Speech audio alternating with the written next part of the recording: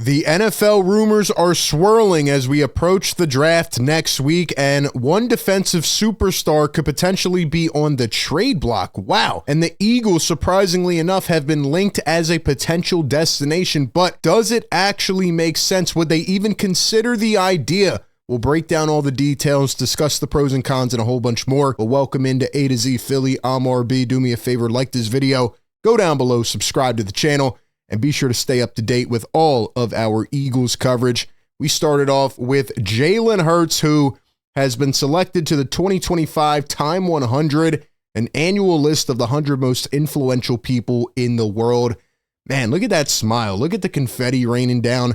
I'm so happy for Jalen, man. I mean, think about the struggles he went through in college, being benched, coming back, having a transfer, and getting drafted in the second round with all this noise because of Carson Wentz. Fighting through that whole situation, having the ups, having the downs. 2023 collapse, comes back, and he's a Super Bowl champion. He's in his mid-20s. He probably can win a couple more. And, man, he's just living on top of the world. He's in that dream tour mode right now, and I'm so happy for him. I'm so happy this is the franchise quarterback of the Philadelphia Eagles. He deserves all of it and more, and he's always stuck the course, man. He's always stayed on his journey. So shout out to Jalen Hurts. And speaking of another Super Bowl champion for the Eagles, Dallas Goedert, apparently trying to be poached by the New York Giants. What? The Giants have reached out to the Eagles to inquire about Dallas Goedert in a potential trade per Jordan Rannon.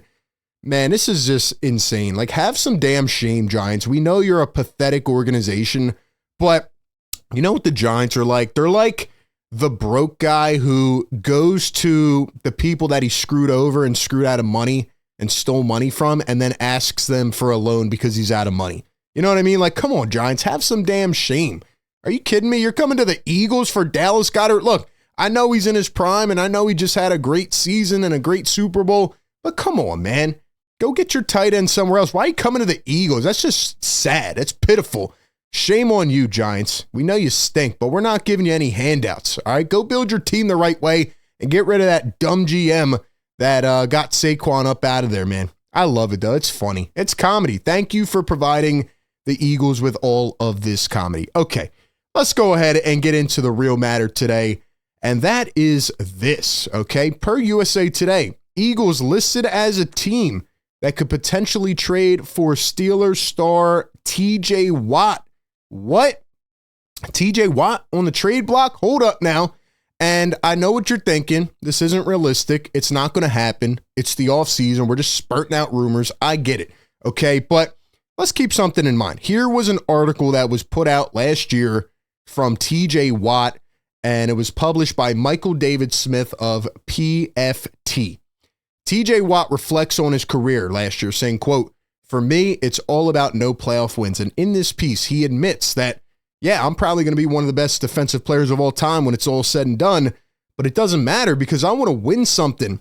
How about we start off with one playoff game? Can I get one playoff win? Steelers were bounced again in their first playoff game this year, and TJ Watt, despite the stats, has never won a playoff game, which is insane. He's been in the league, 8 years now? And here's what TJ Watt put on his Instagram story a few days ago. He just posts a picture of himself with a peace sign, which is now sending rage into a bunch of Steelers fans because they think, okay, that means peace out. I'm gone. Well, could it? Maybe. Maybe if we go and we look at an article here, TJ Watt, it says, posted a cryptic message on Instagram that seemingly indicated he and the Steelers were not in a good place. That led to multiple reports saying that the two sides had friction and that Pittsburgh was not expecting the price tag for Watt to be so high. I don't know why they wouldn't. I mean, this is an absolute superstar, and he has been the best in the league. He's probably the best defensive player in the entire NFL. And of course, you're going to have to negotiate a contract extension.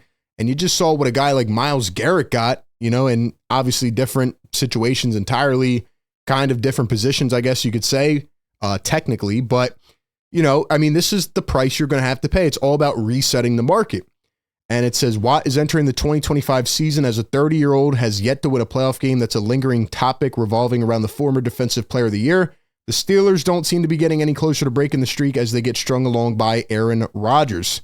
Steelers and Watt went into negotiations and things have not gone as planned. Pittsburgh did not expect Watt to remove any hometown discount, but maybe they should have thought of that before they gave DK Metcalf $150 million. Then we see an article here on Yahoo Sports naming the Eagles as a potential contender in a TJ Watt trade. And this starts to get pretty interesting. All right, the Philadelphia Eagles have the third best odds, according to Bet Online, to land TJ Watt via trade, trailing the New England Patriots and the Seattle Seahawks. Watt is still under contract. He's entering the final year of his current deal and is seeking an extension, potentially pushing Pittsburgh to weigh their options. Philly has a glaring need on the edge after losing Josh Sweat in free agency and seeing franchise legend BG retire. Right? Don't forget Milton Williams as well. Like, they lost some key defensive pieces. Sure, you got the young guys cycling in, cycling through, and they've already developed. But, I mean, TJ Watt completely changes your defense. Watt, a 7-time Pro Bowler, 4-time first-team All-Pro, has established himself as arguably the league's most dominant defensive player. He recorded 11.5 sacks and led the league with 6 forced fumbles in 24, further cementing his status as a future Hall of Famer. Spot Track projects his deal at 4 years, $146. Wow, that is a lot of money. And it says the Eagles are uniquely positioned to make a move, 20 draft picks over the next 2 years. General Manager Howie Roseman has the ammunition to build a compelling offer. So we know the Eagles didn't go for the Myles Garrett stuff. Matter of fact, nobody did, right? Because Myles Garrett lied and said that he was all about winning, and then he goes back to Cleveland because they paid him $40+ per year. So would they try to, I guess, have a second chance here by getting TJ Watt? You look at the stats, I mean, it's self-explanatory. I don't have to tell you how insane of a player he is. First, he's a Watt brother. They're all really good. But TJ Watt, I mean, the numbers every year of his career are there. Plays almost every single game. He's an absolute dog. But I do think people have fair concerns because in the playoffs, he's been in 4 different playoff games and he's lost every one. He doesn't really put up many stats. He only has 1 sack in 4 playoff games. So that's something to keep your mind on. Obviously, the Eagles need edge rushers. They need linebackers, wherever you want to play this guy. I mean, he could do everything. I mean, he's an absolute dog. Force fumbles, pokes the ball away. Vic Fangio would love him. I mean, I don't have to sell TJ Watt to the fan base, right? But it all comes down to the monetary figure. And do I think Howie Roseman would go out and pay TJ Watt this amount of money? No, I do not. I don't. And we don't know if they would have had interest in Myles Garrett. The one thing that does concern me a bit is that some of the other teams listed that could be potential suitors for Watt include the Commanders, who also were in on Myles Garrett. No, I would not want to see TJ Watt come to the Washington Commanders. Now, again, he is getting older, but still playing at a very high level. And with better defensive players around him in Philly, I think he would also elevate his game to that next level yet again. But I just don't see Howie doing this. I think Howie Roseman's mentality is we would much rather go in and try to draft 5 guys at that position and hopefully hit on 3 of them rather than go trade for and pay TJ Watt. Keep in mind, you're going to have to give up a haul to get TJ Watt to begin with, and then you're going to have to pay him, and the Eagles are already restricted in a bunch of ways on the cap. They're already limited with their flexibility. That's why they had to trade some guys away this offseason and figure that whole thing out. Sure, Howie Roseman could find some loopholes. He could stretch this contract out, have void years, all that type of stuff. But do I think he wants to do that for the next 4 years with TJ Watt? No, I don't.